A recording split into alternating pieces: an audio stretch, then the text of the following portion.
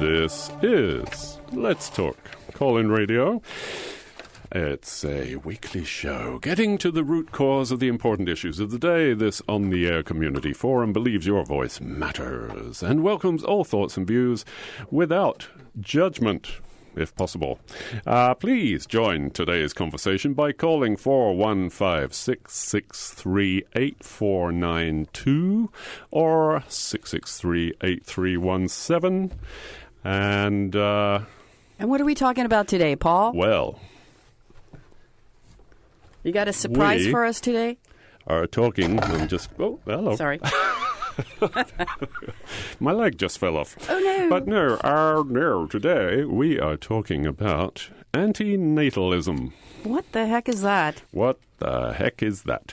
Antinatalism is the belief, a philosophical belief, in some ways, that the human race should not have more babies. There's a wide range of beliefs here. So there's the philosophical approach is that, which has been talked about since ancient Greek times, that if we don't want to impose suffering on others, then the only way to do that is not to have children. So there's the philosophical, purely philosophical. Oh, because to be a human being is to suffer. Is to suffer. There is more pain than pleasure. That's something we can discuss. That's another topic. Okay. No, that's all part of it. Okay. The more up-to-date thing, there's which is espoused by people like the Voluntary Human Extinction Movement, is that human beings are so destructive to the planet in general, life systems on the planet, that it would be better if we were not actually around. So the only way to do that, of course, is to stop breeding.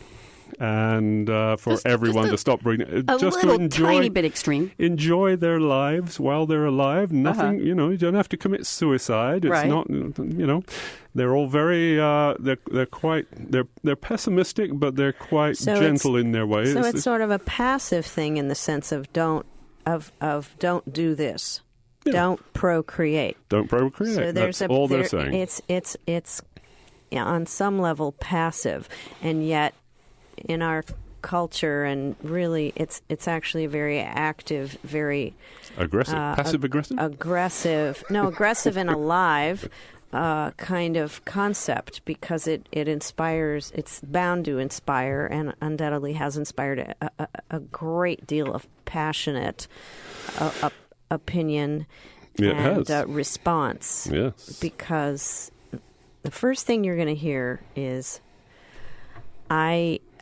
didn't think I wanted to have kids, and then I suddenly reached a certain age, and there was nothing I wanted more than to have a child. And that biological, desire, urge. The word? Yeah, the urge. Thank you. Is sort of beyond imperative. It's just like, it's part of the nature thing. And maybe that's a terrible argument, because it's like saying, well, I had this strong urge to slam my car into that tree over there. But that's sort of separate from your human nature, unless you're having mental health issues. Right. There you go. No, as our animal, we are all animals, and our animal imperative is to breed. That's what animals do. Right, Life begets more life. But we humans, in so many ways, pride ourselves on our big brains that we can reason and do all kinds of things that beyond the animal instinct, beyond animal behavior. So why not? You could just say, okay, I'm not going to have any more kids. Well, that is something that humans can do. We have a caller on the line. Caller, make sure to turn down your radio and watch your language. And you are on the air. What's your name? Good morning, everybody. It's MK in Seattle. Hey there, MK. Good morning. I was thinking this morning after I heard about or read about your subject coming up that I'm wondering how many people sit down with their partner or with themselves or whoever they want to do it and say, look, here I have, at least half a brain, and if I have children, perhaps they could contribute something positive to the mess. Mm-hmm. Because I know when I had my children, I started when I was 21 and quit when I was 25 and had 3 children in 5 years and wasn't in a terribly stable relationship and had no thought except that I was satisfying some biological need in myself to have children. Mm-hmm. And I'm wondering, it just seems that that's how we operate.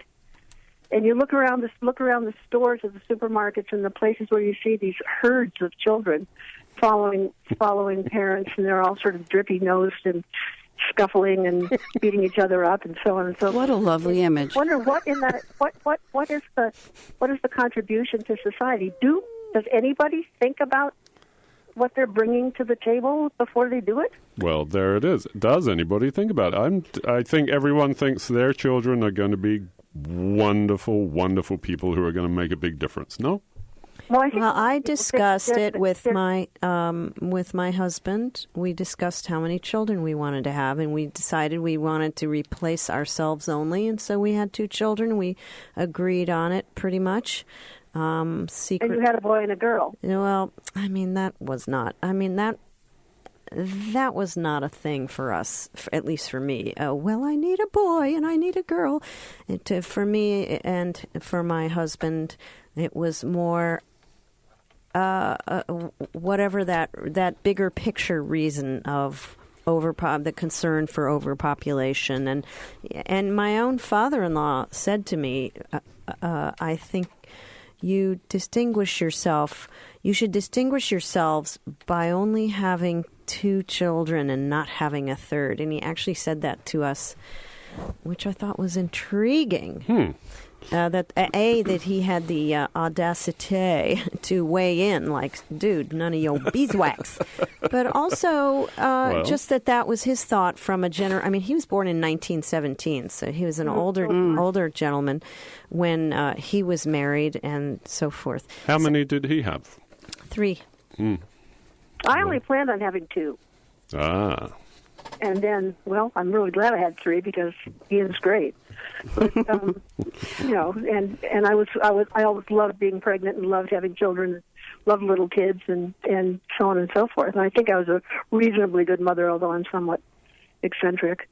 Well, that's probably a good thing. That's better. I thought about it too, but I thought about it a little differently. I felt that urge or need or want to have children of my own. And I think part of that coming from almost a place of nostalgia, like it's that feeling of being connected with generations and all of that. But at the same time, I didn't necessarily relish the moment of giving birth. Okay. And but it's certainly an interesting situation. Yes, situation. Yeah. But so I limited myself to 2 children because I didn't want to raise an only child. I wanted my child to have a sibling and at least have that experience. Good for me because that made it harder on me. Mm-hmm. But that was my reasoning and then I didn't want to have any more. Oh, because, fair enough. I got to experience that whole childbirth thing. Mm-hmm. And I've now now I'm older. My kids are older. I have a grandchild, and it's a whole new level of experience for me personally, because I find that I'm learning a lot about myself through observing my kids. And that's that's part of the deal. Really interesting layer in life that people who don't have kids don't get to have that experience. But I was thinking about adoption, So with adoption, you get to have the experience of nurturing a child into adulthood and the connections that come with that. And I have friends who were adopted, and they seem really happy. But I haven't really talked to any parents who've adopted and what that experience was like for them. And did they feel...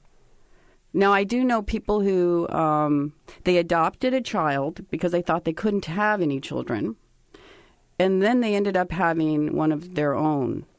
And so that's sort of an interesting layer. That happens a lot. Yeah.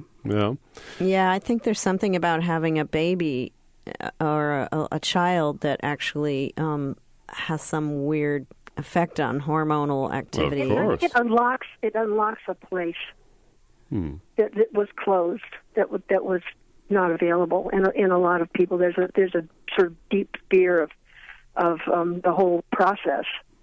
But then when you have a little one to take care of, then that in a more gentle way opens the door to natural conception. I've heard it so often. Interesting. That it must be something like that. I agree. Well, we love those hormones and oxytocin and all those feel-good things that flood the brain with pleasure when we look at babies. All babies are cute. That's so funny you should say that, Paul, because when she said hormones, the last thing I thought of was good feelings. I was thinking about the hard parts. Yeah. I know. I was going to jump down your throat on that one. But all this, of course, every baby looks cute to us, and my wonderful one-liner is, if they didn't look cute, we'd eat them, right? So, of course, it's some creatures do. You love those wonderful, fluffy little plump beings, and it's what you're supposed to do as an animal. Well, I think loving the fluffy, protect them. Plump human being is what happens before you actually have the child. Ah. Because you turn into the lovely plump human being. Right, because, well, there's that. But it also is, it is sort of, there's this fantasy realm that I think women and some men who want to be dads might go into, imagining this little cherub of joy. And then when you actually become a parent, it becomes a little different story that unfolds. Well, it's real. It's so real. And that's another place where I quickly learned some things about myself because I really had a struggle with my own mother. And suddenly my mom was coming out of my body, out of my voice, and that really scared me. Went straight to therapy after that. Another thing, and I don't know if this is true of other generations, but back in the 70s and 80s and early 90s, I was a early childhood person dealing with lots and lots of children, and I in a private school situation, so there had to be a certain amount of financial stability to send your kids to the school in the first place. But I saw an awful lot of trophy kids whose parents were gone and being raised by nannies or being raised by child care people at the school for daycare for after and before school, who were getting paid $8 an hour, and weren't exactly intellectual giants, and they were nice people, but they weren't necessarily what you want your primary influence for your child to be. Yeah, it was not even a consideration. I mean, I think some of them might have been trophy kids, as you called them, but there are a lot of people who are really strapped with both the mother and father having to work, right, and they really don't kind of have a choice in our culture right now. Well, I thought, Shelley, that a lot of these people, or at least some of these people, were having children so that the world could have an extension of their marvelous self. Mm-hmm. And it had nothing to do with the child's personality or with actually who the child was. It was like, this is little so-and-so who was named after great-grandfather who had $9 trillion and blah, blah, blah. And the kid is sort of bewildered in a little kid who really basically wants somebody to love them and listen to them and nurture them. Right. So just so far, but if you have more of a, I don't know, it bothers me, and I bent over. Well, there are many Kipling and stuff. There are many reasons why people have children, and probably a lot of people don't think about it at all, and I think that's probably very true. And a lot of people do. Since I launched into this conversation while Paul was trying to read an actual introduction, I just want to say Shelley Rugg is on the board. Oh, yes, thank you. I'm Sally Phillips, and Paul Raffel is here. Yes. He's the one who came up with this challenging idea, and we want to give people the other phone number also, which I'll is... get off so you guys can talk to them. MK Darling. Well, thank you so much for calling. Thank you. MK. Our favorite mommy. Bye. 415-663-8492 is the number in the studio, and yet there is a second number in the studio, 415-663-8317. So you can call. That line is for Stephen Hurwitz, who's lying in bed with a cold right now. Is he going to call in? Must be listening, of course, to the show. Call in. Do call in, Stevie. So, yes, how did I come up? What's it all precipitated about, this? Alfie? There were a couple of articles. One article was about a new study. There have been, as I said in the blurb, there have been many studies about this, about parental happiness. Do children create happiness in people's lives? And there was a brand new study in, where was it? Australia, maybe. Anyway, second children make parents unhappier. Is that it's ridiculous. It's ridiculous. You can't generalize like that. No, but it's silly. Well, it's a study. The birth of its first child introduces adults to a new role, that of parent, which comes with expectations about how to allocate time to work or family. Following childbirth, it was in Australia. They get a year of parental leave, which does not happen in this country. And the second children, people in the study who were in the study reported that there was not an improvement in happiness in their lives. But is this really why we're having kids? Just so that's we a question, selfish, isn't it? That's a little selfish, grown-up little babies. Absolutely. Why? I mean, as MK just said, some people there's... have children as an extension of themselves, right? I have to leave something of myself in the world. But you have children through children. There's a mystery element. For me, there was this sort of mystery element. Like, I had the desire to have a baby. I didn't sit around analyzing it. No. And then when I had my first baby, and then the second baby, I realized that I really found myself through motherhood, because I had a very difficult upbringing. It wasn't the most nurturing of upbringings. I mean, my mother cared for me and was very protective, but she was a little cuckoo bird, and God bless her little tiny soul. And I could tell stories, but for me, I found confidence through motherhood. It was natural to me. It was a way I could nurture, I could relate, I could be responsible. I became more whole from having children. Yeah. And I also liked the idea of having two children, because the children have to negotiate. They have to learn. I can understand having one child. Okay, that's fine. It's just when you have a second child, then there's negotiation, and we learn through partnership, and children, siblings are partners on some level. So that was sort of my concept. It cracks open different layers of ourself, and same for our kids. When suddenly they have a new experience having a sibling, then it opens up different layers of themselves. Did you have any brothers or sisters, Paul? I had a brother. Aha. How was that for you? Yeah. I had two brothers. Older brother. He was nice as a teenager and young, not nice to my parents, but we got along when we were teenagers, and then well, everyone has challenges in relationship, and I think what you're this topic of antinatalism, the argument to not have children, is it an old argument? Is it contemporary? Is it more germane now than ever before? I mean, there are arguments for why was Hitler allowed to be born? What a drag. Exactly. And what if he hadn't been born? Yes. Yeah. You know, you could think of several people who, if they hadn't been born, the world would be a better place. But right now, I'm looking at the world population clock. Not funded right now because it's a government, it's the census, but it's still ticking away. 7.5 billion people and going up 92, 93, 94, 95, 96, 97, 98.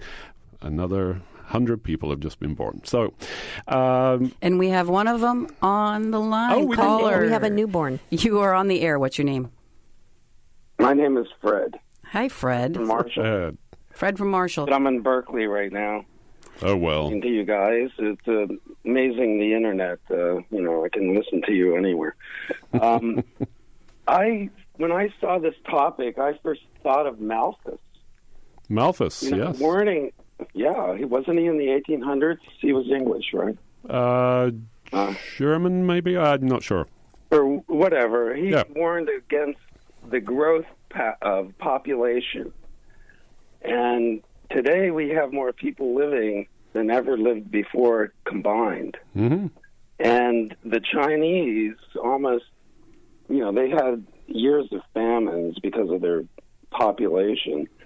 And before they got into the Industrial Revolution by stealing our technology, they had a rule that you could only have one child. Right. Yeah. And if you had more than one child, you got taxed really badly. And that led to hordes of men because they had this idea of filial piety where the males were more desirable, so they used technology to do abortions and so forth. Or they did, they found out the sex through the ultrasound. And that's led to a lot of societal problems. Mm-hmm. And then another thing that I thought of was the previous pope going to Africa, telling them not to use birth control. And really, a lot of poor people are having lots of children, and it's very expensive to have children. Mm-hmm. Yeah, but it makes more church members. Yes, exactly. That's exactly it. It's about money. And so then I thought about some people that I know that have gone to fertility clinics, and then I thought about the octomom. Mm-hmm. And then how we revere people that have all of these children. Yeah. It used to be a societal, in the agrarian age, it used to be smart to have a lot of children because then you put them to work. Right, exactly. Yeah. But now... That's not really applicable. Who's going to pay for these families that are, making minimum wage and having 6 to 8, 10 children, And have no access to family planning or abortion in 31 states. I think that's amazing. Is that a real fact, Paul? One of the world's biggest problems, is to have all these people. The quality of life goes down when you have to live in an urban area. Mm-hmm. Yeah.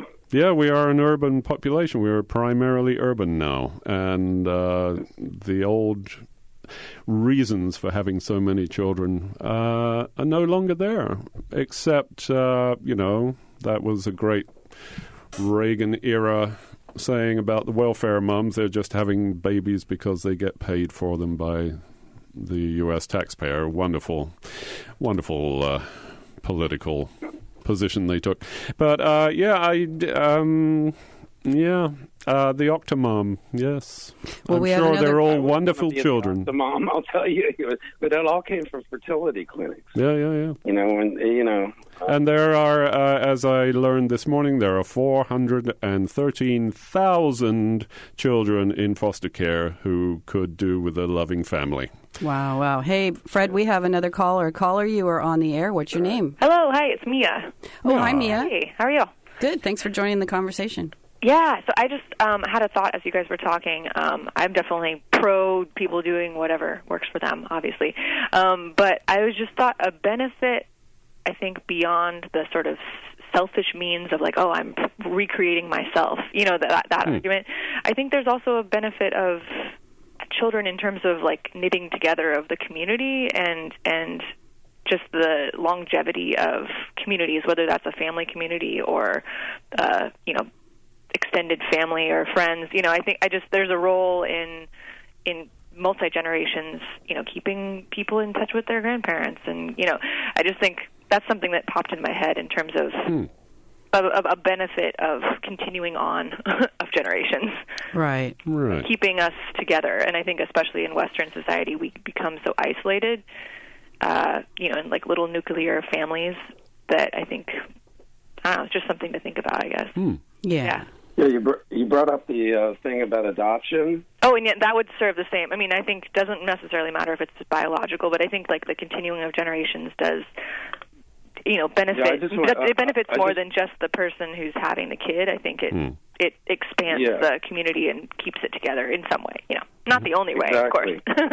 But I want to add something. My neighbor here in Berkeley is a single man. And he wanted to have a child, and he could not adopt in the United States. So he went down to Venezuela, and he got to know the child. He witnessed the birth, and the woman in Venezuela had too many children. And so he brought this kid up, and he is one of the best parents that I've ever seen. Yeah. Wonderful. Yeah. Yeah, and he lives alone still? I mean, he's a single parent? Yeah. Yes. Yeah, fantastic. Yeah, he's done an amazing job. His name is Roberto. All right. That's a wonderful story. 14 years old now. Well, there you are. And yes. Well, I guess the idea of adoption would go along with the idea of antinatalism. And certainly, there are plenty of kids that need someone to raise them up. So think about that, people. Are there the same maternal instincts being satisfied, though? I think they would paternal, be. Let's say paternal. I think there's something interesting about family line characteristics, personalities, behaviors, body parts, whatever it is that links us genetically with the generations is really interesting to observe and to be part of. But I think if you want to nurture someone, they don't have to be your own biological child. I have heard the argument, however, that people say, and I was shocked to hear this, well, you never know what you're going to get, with an adopted child. It's like a used car. Yeah. I need to know that it's my own genes. And I don't know, I found that sort of shocking. Well, it's a little silly because people who have had their own child know that you can't. You can't know what you don't know what to expect, even with your own child. They know. Thank you, Fred. We have another caller. Hang up now. Okay, thanks Fred. for calling, Appreciate Fred. the call. Thank you, man. Great. And you are on the air, caller. What's your name? Mia again. Hi, Mia. I just we had an interview on KWMR through the county of Foster Our Future Marin. So if people are interested in that, there was a lot of different options, and it's definitely not a cut and dry situation. Like, it kind of goes with what works for the people and the children. So fosteraourfuturemarin.org had a good interview with them a couple months ago. Good. So. All right. Thank you so much. Bye. Bye-bye. So I'm going to do the little station break Very here. good. You are listening to KWMR, Point Reyes Station, 90.5 in Point Reyes, 89.9 in Bolinas, and 92.3 in the San Geronimo Valley. Did you know that KWMR archives all locally produced programs? These archives are available through the KWMR website. Click on Radio Archives to stream your favorite shows. KWMR is supported by our listener members and by Marin Transit's West Marin Stagecoach, public transit connecting West Marin and over the hill, serving Bolinas, Stinson Beach, Inverness, Inverness Park, Point Reyes Station, Olima, the San Geronimo Valley, and Fairfax. In San Rafael and Marin City, there are connections to San Francisco, Sonoma County, East Bay BART, and the airports. Maps and schedules available online at marintransit.org. KWMR is supported by our listener members and by Nick's Cove Restaurant and Cottages, located on the shores of the Tamales Bay.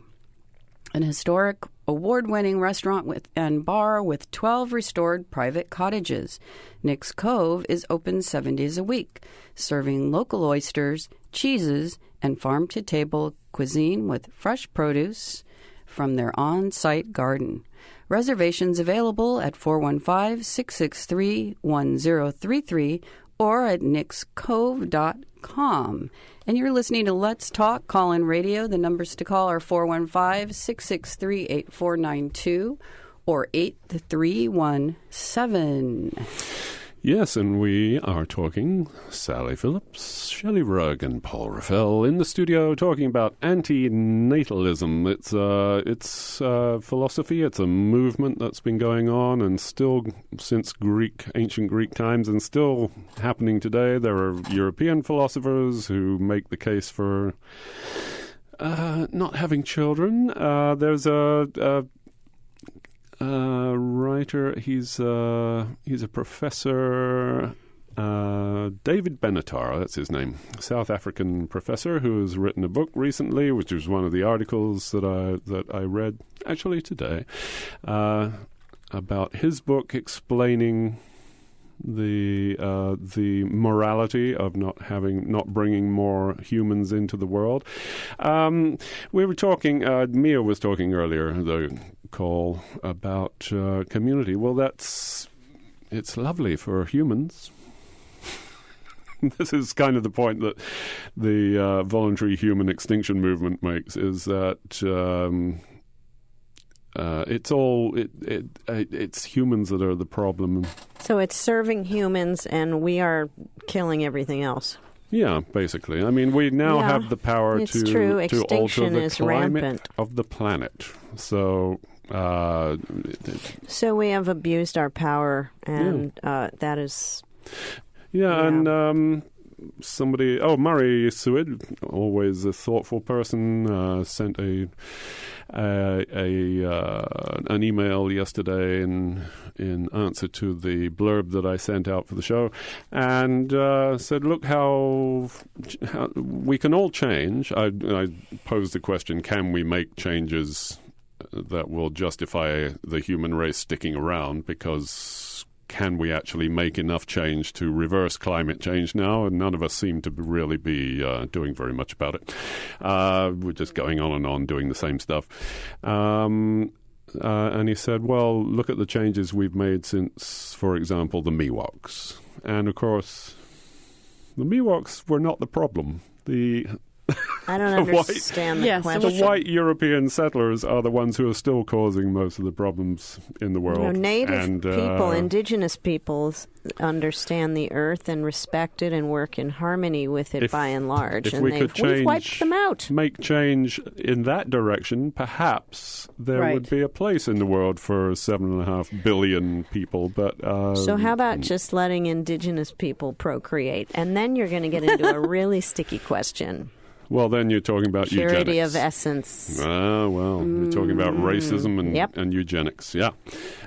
There is that argument that has been made in the past, which is why people who talk about overpopulation, they say, oh, you're just a racist because you're saying that the brown people are having too many kids. But that's not necessarily what necessarily you're true. saying at all, right? No, we are the white European and American, and the ones that have made all the advances, right? All the technological advances, basically up until this past half of the past century. And and here we are. It hasn't been that long since the Industrial Revolution that made all this begin to happen. There's also such, and regardless of your thoughts on whether or not we should never procreate again, there are these huge challenges in patriarchal societies in which men refuse to wear condoms, and this is, I think, a really massive, massive problem. And women are just sort of not given these choices. And there are many, and because of brute strength and other qualities, or that women are overpowered on various levels and are compelled to give birth. And this is in so many cultures. This is a problem. It doesn't matter what color you are or any of that. It's problematic. It can be women who are overpowered by an intimidating partner, or by the greater culture, or by the church. Religion, the church. And then the people who are in charge, who sort of don't, especially in this country, who are cutting support for women, for health care, for sexual reproductive rights and health care. And it's sort of all lumped into this one thing. Like, you shouldn't even necessarily have access to birth control. And this is really a gigantic problem. And it gets me very, very, very, very deeply upset. And I it's a terrible problem, and I don't know what to say. I'm getting upset now. In point of fact, somebody put that caller on the line. All right, caller, you are on the air. Please tell us your name.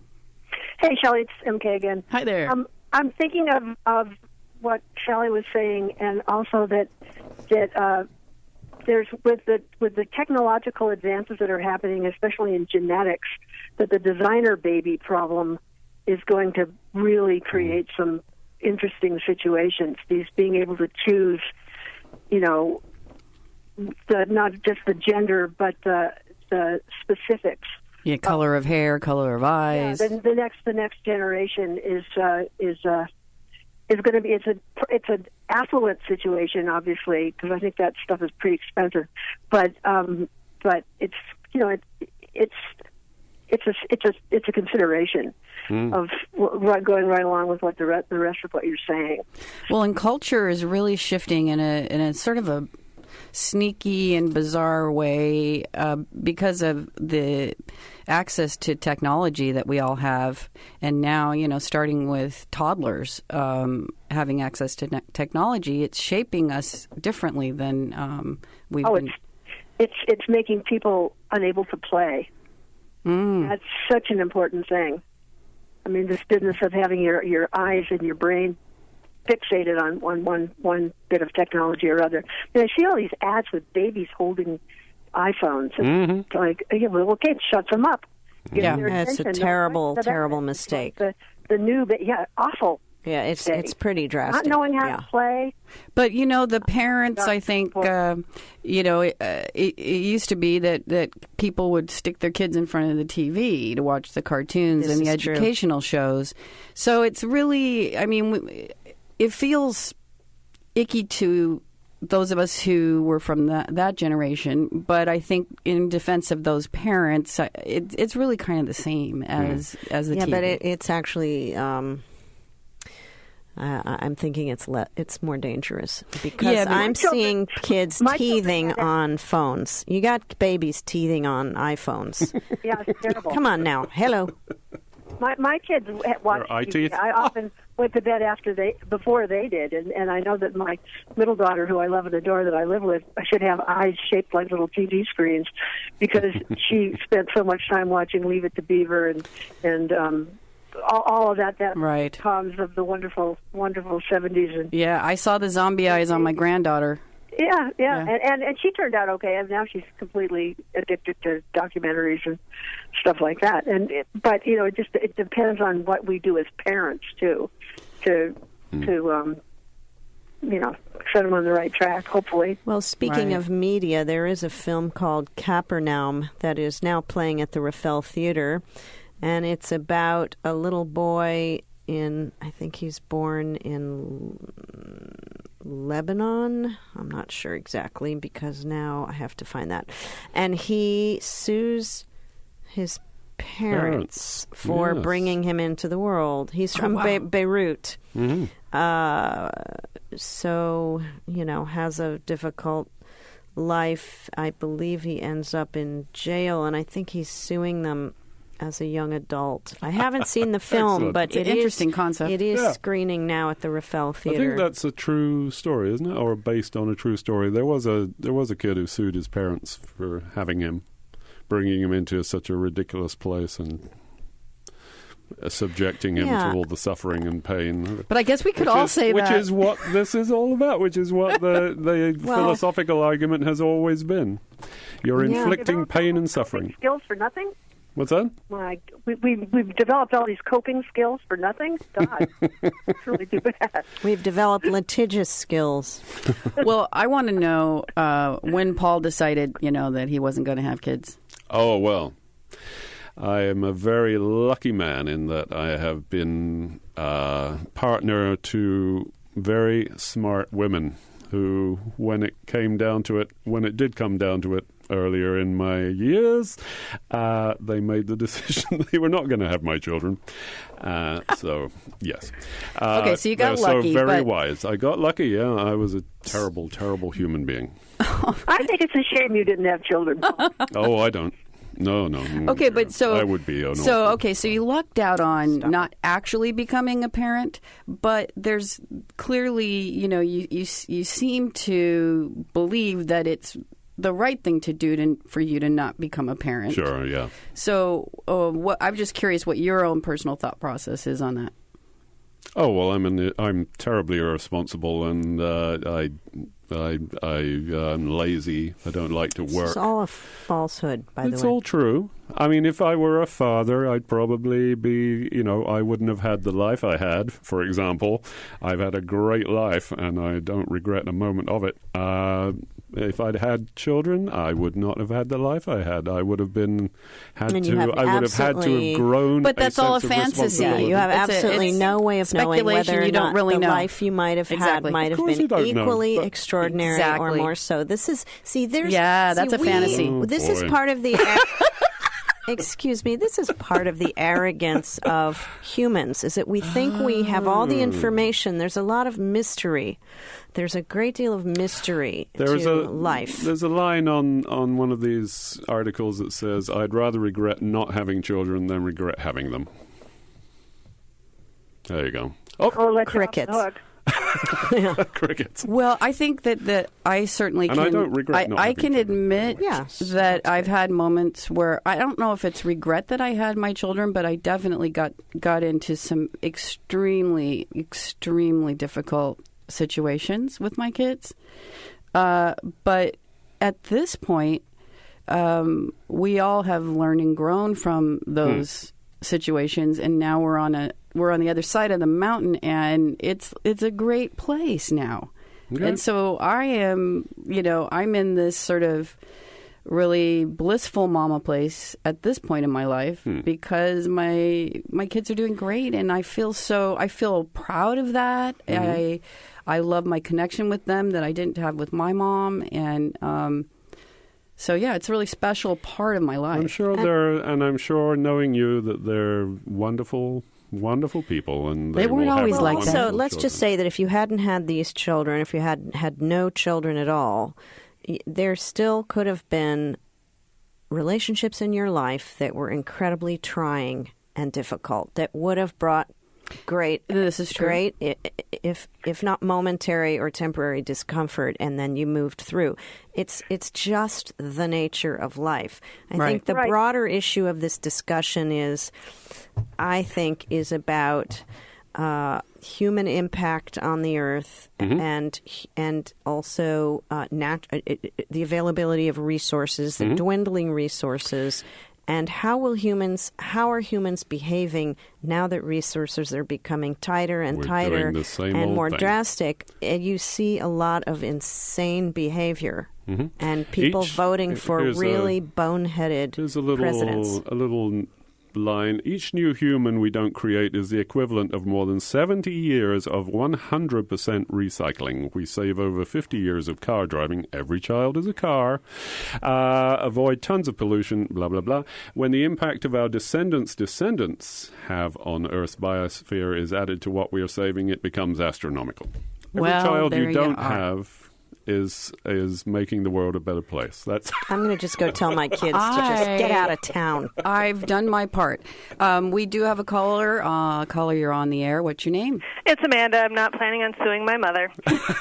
She's on the other line still. What a relief. But I would like to say I had a conversation last night with some people about this because I've been spouting off about population when people go on and on about dietary or whatever or not driving, and I'm like, can we just talk about the fact that the impact of people is so big? But one of the people was a specialist on scent and olfactory in microscopic organisms, and it was a very fascinating conversation, and it got around to saying, wow, with all this sort of what's the word for it? Sort of gender neutral and all of these products that are in the world that are disrupting our endocrine systems, that perhaps there's something afoot to, reduce the instance of people smelling each other's pheromones and people becoming gender neutral and not procreating if it's going to slow down the population growth. And it was just kind of a fascinating concept. So I just wanted to throw that out there, because it was an interesting thing, and I'm glad you guys picked this topic. Oh, there you go. Thank you. Thanks, yeah. I'll take my response off the air. Well, thank you, Amanda. Thanks for calling. Is Mother Nature restoring a balance? I don't know. There is certainly signs that we, as a species, destructive species that we are loading the environment with chemicals that are gradually doing away with our fertility. But again, there's a techno fix for that, and once we are really going infertile, someone will fix it. And there will be CRISPR babies. The genie's already out the bottle on CRISPR babies. The guy in China who created babies, and they are living, they are alive, and he fiddled with their genetic makeup. Thing about the exaltation of the baby. He might be up for the death penalty in China, but it's out of the bottle. What are you going to do? We know it's possible now. So we're too enthralled with ourselves as a species. Exactly. We are way too in our power, egomaniacal. And really, what really upsets me is that it's at the expense of every other living creature on Earth. And I literally feel that that's an absolute truth. Yeah. We've caused so many beautiful creatures to go extinct. Yes. And every day there are more and more every species. Day, more. And this is greed and avarice. Yes. And, it's humans. And humans do it. I often say I wish elephants ruled the world. So then we need to kill to all the poachers. Bye-bye, poachers. We've been using our power for evil, so we need to turn it around and use our power for good. By not having any more children.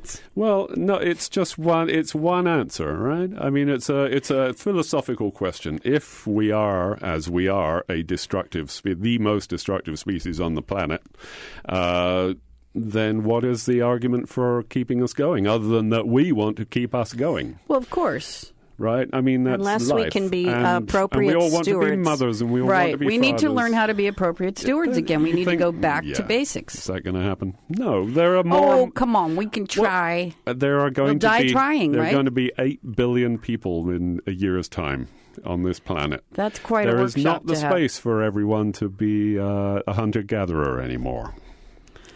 And by the way, we're not only harming every other species, we harm our own species. Right. Human trafficking. Thank you so much. Selling our little girls off to get married There to you some are. fat cat who's 40 years the little girl's senior.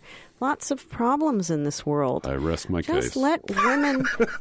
Just let women give women the benefit of the doubt, for heaven's sake. Can't we control our bodies? No. Thanks, Paul. We can't, right? I mean, what is... Blame Paul. He's show the me man the in the evidence. room. I know. Show me the evidence that humans can change what they do.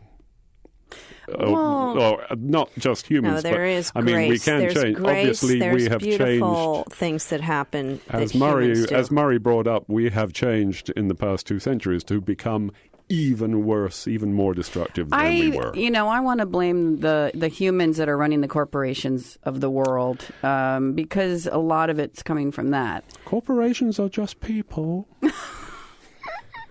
With no bones or Does anyone else want to call and help us out here? 415-663-8492. Somebody. Here's babies an and not to have example here babies. too. Well, Rapa Nui, Easter Island, where there were humans existing on a little rock in the middle of the Eastern Pacific. And they denuded the entire place because they wanted to build statues and roll them around on trees, right, to move them to the right place. All the trees are gone. Oh. And it wiped them out. No. They had to leave. That's a micro example of what we are doing to the entire planet. Right. And they knew they were doing it. They cut down the last tree to roll a statue. But they had never done it before.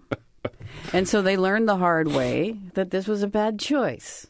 But nobody learned the lesson. Even the explorers who got there in the 18th century and saw it. The horrendous extension of that is palm oil and, land being clear-cut in, the lungs of our earth are being incorporated. And it's for decades, since I was a little girl. 7.5 billion people. It's terrible. Yeah. So what is the answer to that, if not stop having babies and just enjoy our lives and gradually peter out? I don't know. We know that the one-child policy doesn't work. Didn't work in China because of the cultural thing about having boy babies are more valuable than girl babies for some reason. But it might work here. What if they said in America only one child?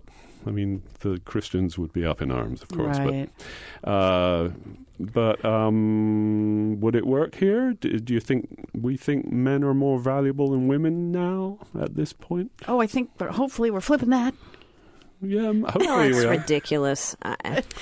But this author Benatar, Mr. Benatar, or David Dr. Benatar, David Benatar, it's interesting. He says it's that having a child is pretty horrible given the predicament in which it will find itself. On the other hand, optimism makes life more bearable. And I do feel like that's an essential situation where, like Shelley and I in our positions, we're watching our children or, our nieces and nephews have children.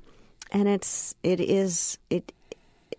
brings hope to see that child. So, okay, is that a grand delusion? Is that the elder hormones, if you will? I don't know. It's what we're supposed who's to do. allowed to be born and who isn't allowed to be born in a sense. That's why we just say all of us don't have any more. I don't say it. But it's sort of like gun control. These people are saying.